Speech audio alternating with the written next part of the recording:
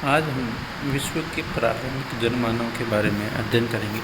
प्रारंभिक जनमानव से तात्पर्य है ऐसे मूल निवासी जो आज भी परंपरागत रूप से घने जंगल और दुर्गम क्षेत्रों में निवास कर रहे हैं। विश्व के समस्त धरातल पर लगभग 26 करोड़ से अधिक मूल निवासी रहते हैं। ये 1991 की विश्व की जनसंख्या के अनुसार कुल जनसंख्या का 4% है, जो 70 से अधिक देशों में निवास करते हैं।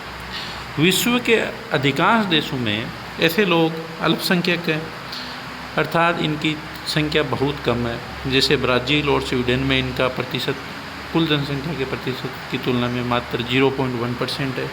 भारत में 7.5%, ग्रीनलैंड में ये 90% से अधिक इन मूल निवासियों की संख्या है। दक्षिण अमेरिका के पेरू, बोलिविया जैसे देशों में 60% से अधिक, पेरू में 40%, बोलिविया में 66%। एशिया महाद्वीप में इनका संकेंद्रण मिलता है। चीन में 8.8 करोड़ जनसंख्या और भारत में इनकी लगभग 7.5% जनसंख्या है, जो कि इन देशों की 1999 की अनुमानित जनसंख्या की 7% है। समस्त विश्व में जो मूल निवासी है, इनके आवासों को राष्ट्रीय सीमाओं द्वारा विभाजित किया गया। जैसे एस्किमो आवास क्षेत्र कनाडा, ग्रीनलैंड, संयुक्त राज्य अमेरिका और रूस की सरकारों के अधीन है। पश्चिमी अफ्रीका में जो फुलानी जनजाति मिलती है, वो 8 राष्ट्रों की सीमाओं में निवास करती है।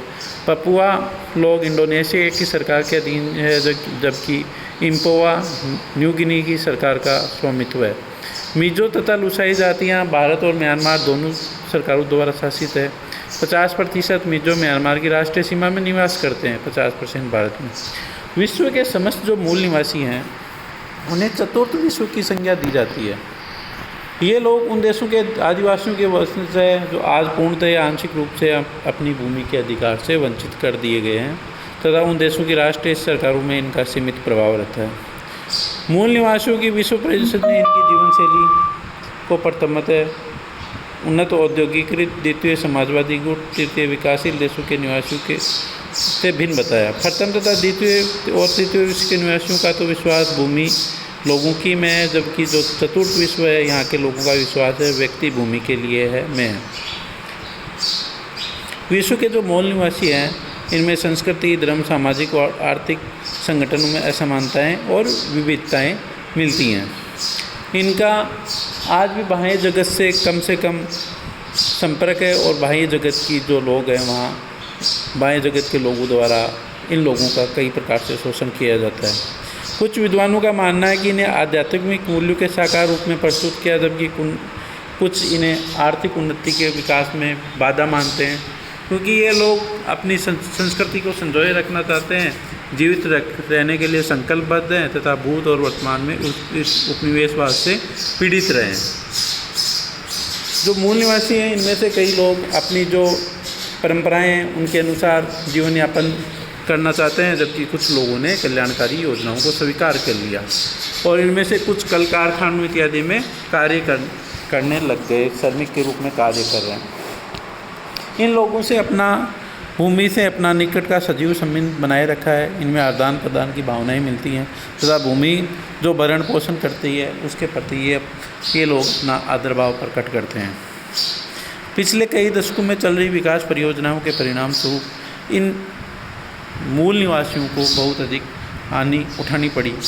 इन्हें अपने परंपरागत जो क्षेत्र है उनसे अलग होना पड़ा, अथवा अलग किए जा रहे हैं। उन्हें जीवन यापन के संसाधन से वंचित हो रहे हैं, क्योंकि इनका जीवन यापन का जो साधन है वो वहाँ की प्रकृति के ऊपर डिपेंड करता रहा है। अगर वहीं से हम इन्हें वहाँ से हटा देंगे तो जीवन यापन के संसाधनों से ये वंचित हो रहे हैं।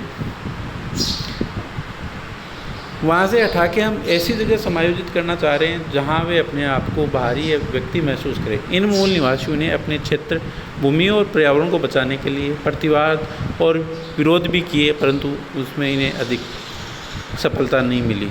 उत्तरी अमेरिका के रेड इंडियन, ब्राज़ील के मूल निवासी और ऐसी अनेक जनजातियाँ युद्ध, दास्ता, भूख और हमलावरों द्वारा लाई गई बीमारियों से विनष्ट हो गई। अकेले अमेजन नदी के बेसिन में लगभग 170 जनजातियाँ आज भी जीवित हैं, जुमा जनजाति, जिसमें केवल 8 सदस्य हैं, 2 बूढ़े व्यक्ति, 1 लड़का, बाकी बच्चे हैं, सहित 54 अन्य जनजातियां अमेजन के ऐसे दुर्गम क्षेत्रों में रह रही हैं जहां आधुनिक समाज के व्यक्ति का पहुंचना कठिन है। इससे प्रकट होता है कि ये जो आदिम जनजातियां हैं वो सर्वविनाश के खतरे से जूझ रही है।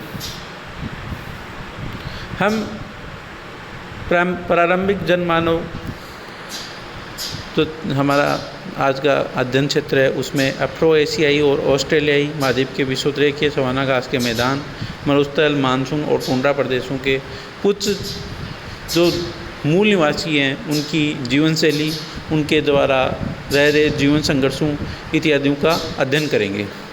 भोजन संग्राहक लोग। भोजन संग्राहक लोग ऐसे गैर कर्षक हैं जो बच्चे कुछ शिकारी हैं और जो संपूर्ण मानव जाति के सांस्कृतिक पूर्वज मान सकते हैं हमें उन्हें। ये लोग हर प्रकार की जलवायु और वानस्पतिक क्षेत्रों में मिलते हैं। ये लोग विषुवतीय आर्द्र और गर्म जलवायु से लेकर टुंड्रा के सर्द और बर्फीले क्षेत्रों में पाए जाते हैं। मूलतः सभी शिकारी हैं और भोजन एकत्र करने वाले हैं। परंतु इनकी जीवन शैली में काफ़ी विभिन्नता देखने को मिलती है। ये शिकारी, मछुआरे, जंगली बीज, फल, फूल, कंद, पत्ते, डंठल और गिरीदार फल एकत्रित करने वालों के रूप में जाना जाता है। इनके लिए सामान्यतः भोजन संग्राहक शब्द का प्रयोग किया जाता है, तथापि ये सब शिकारी और मछुआरे जैसी विशिष्ट क्रियाओं में लिप्त लोगों के लिए उपयुक्त नहीं है। विशिष्टीकरण के स्वरूप को तभी ठीक प्रकार से समझ सकते हैं। बुशमैन जंगली खेतों में रत रहते हैं। संयुक्त राज्य अमेरिका के मैदानों के मूल निवासी जो गवल शिकारी होते हैं। टुंगस और चुकची लोग रेंडियर पालने वाले और शिकारी होते हैं। इन्यूट कनाडा, अलास्का और ग्रीनलैंड में जो मिलते हैं वो अपने जीवन यापन के लिए समुद्री जानवरों का शिकार करते हैं। ये लोग विविध भौतिक जलवायु के परिवेश में रहने वाले विभिन्न भोजन संग्राहकों को और शिकारियों की जीवन शैली में अंतर नहीं होता, अपितु इनके वस्त्र, आदतों, आश्रयों, उपकरणों, वस्तुओं के विनिमय के तरीकों में भी अंतर होता है। जैसे कि इन्यूट अर्थात एस्किमो और यूएसए के मैदानी भागों के शिकारी पूर्णतः मांस खाकर रहते हैं, जबकि गोल्डी, रूस के टुंड्रा के लोग और ब्रिटिश कोलंबिया के समुद्री किनारे के लोगों का भोजन मुख्यतः मछली है। भोजन संग्रहण अर्थव्यवस्था पर निर्भर करते हुए मलेशिया के सेमांग और ग्रेट बेसिन, अमेरिका के पायूत लोगों को कभी कभी मांसाहारी भोजन मिल जाता है। शुद्ध एकत्रक जो न शिकार करना जानते हैं और नई मछली मारना, ऐसे लोग मात्र फल, पत्तों, कंद, मूल और कीड़े मकोड़ों से अपना जीवन चलाते हैं। ये सभी प्रकार के जलवायु प्रदेश में कई प्रकार का सहायक भोजन है जो स्त्रियों द्वारा उपलब्ध करवाया जाता है, जबकि मुख्य भोजन पुरुषों द्वारा प्राप्त किया जाता है। इनकी जीवन शैली में खाद्य संग्रहण करना, शिकार करना, मछली मारना विविध लोगों में शिकारियों और संग्राहकों द्वारा भिन्न मात्रा में किया जाता है। शुद्ध संग्राहक शिकारी या मछुआरे देखने को नहीं मिलते, क्योंकि इनमें से प्रत्येक अपना भोजन जंगलों अथवा जल से प्राप्त करते हैं। विभिन्न जो भोजन संग्राहक लोग हैं वो और शिकारियों और पशुपालकों की जीवन शैली को याकूत और विखादी लोगों के अध्ययन से समझ सकते हैं। और तास्मानिया के लोग हैं वो पालतू जानवरों की अज्ञानता को देखकर आश्चर्य प्रकट करते हैं। पूर्वी अफ्रीका के मसाई लोग ये समझ पाने में असमर्थ हैं कि मलेशिया के लोगों के पास दांतों के उपकरण क्यों नहीं है, और मलेशियाई लोगों पर ये बात लागू होती है मसाई लोगों के पास पशुधन क्यों है, क्योंकि इनके पास सूखे के समय जानवर क्यों नहीं है। भोजन संग्राहक लोग घर भी इनको मकड़ नहीं है। सबसे कम संगठित और बहुत कम उपकरण वाले परिवारों के समूह की इकाई के पास भी वंशागत और पर्याप्त रूप से परिसीमित क्षेत्र होता है। मलेशिया के सेमांग, कनाडा के इन्यूट, अमेरिका के गवल शिकारी और नामीबी के बिस्मिल लोगों के प्रत्येक समूह के पास प्रत्येक परिभाषित क्षेत्र होता है। संपूर्ण क्षेत्र परिवार और समूह के अधिकारों के बावजूद विशिष्ट संसाधनों का उत्तराधिकार शिकारी लोगों में व्याप्त होता है। जनजातीय झुंड समूह के नेताओं को क्षेत्र के मालिक के रूप में परिभाषित किया जा सकता है, जबकि वे केवल उनका प्रशासन करते हैं। इन क्षेत्रों पर उनका केवल प्रतीकात्मक अधिकार होता है। भोजन संग्राहकों में भी सामान्यतः भूमि की मालिकाना इकाई परिवारों का समूह होता है। जो सुस्पष्ट रूप से परिभाषित क्षेत्र पर वर्ष की कुछ अवधि के लिए संयुक्त रूप से अपना पड़ाव जमाते हैं। सेमांग लोगों का दरियान पेड़ों पर, पेंटीज का चीड़ के पेड़ों पर और श्रीलंका के वेदाओं का मधुमक्खियों के छतों पर मालिकाना अधिकार होता है। ऑस्ट्रेलिया क्वींसलैंड के कंदमूलक के संग्राहक लोग अपनी बेटियों को कंदमूल वाले उस क्षेत्र का हस्तांतरण करते हैं जिन क्षेत्रों का उन्होंने विकास और उपयोग किया है। इसके विपरीत संयुक्त राज्य अमेरिका के उत्तर पश्चिमी किनारे पर पुरुषों का मसवाई क्षेत्रों पर और स्त्रियों का पेड़ पौधों के खंडों पर अधिकार होता है और वे उन्हें अपने उत्तराधिकारियों को हस्तांतरित करते हैं। अतः भूमि, जल और जंगल के क्षेत्रों के हस्तांतरण की परंपराओं में एक क्षेत्र से दूसरे क्षेत्र में और एक जनजाति से दूसरे जनजाति में भिन्नता मिलती है। बुशमैन, पायूत और अरुंता। ऑस्ट्रेलियाई लोगों में विवाह के स्पष्ट नियम नहीं है। यहाँ सामाजिक और राजनीतिक संस्थाएं भी एक जनजाति से दूसरी जनजाति में भिन्न मिलती है।